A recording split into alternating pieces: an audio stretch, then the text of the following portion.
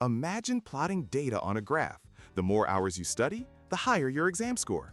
You can see a trend, an upward slope. But how do you capture that relationship perfectly?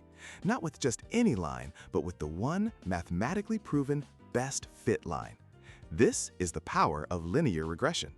It starts with correlation. We use a value called R, the correlation coefficient, which scores the relationship from -1 to +1.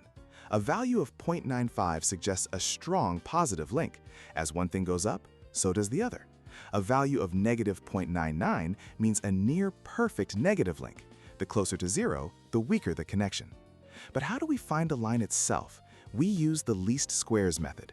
Think of it as a competition. Every possible line is judged by the total square distance from itself to every single data point. The line with the smallest total error wins. This is our regression line. Once we have our line, we need to know how well it explains the data. That's where R squared comes in. If R squared is 0.64, it means 64% of the variation in our exam scores is explained by the hours studied. The other 36% is due to other things, like sleep or luck.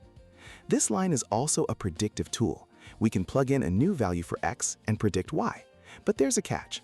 Predicting within our data range, interpolation, is fairly safe. But predicting far outside it, extrapolation, is risky. The trend might not continue forever. And this brings us to the golden rule. Correlation does not imply causation. A strong link between two things doesn't prove one causes the other. There could be a hidden third factor at play.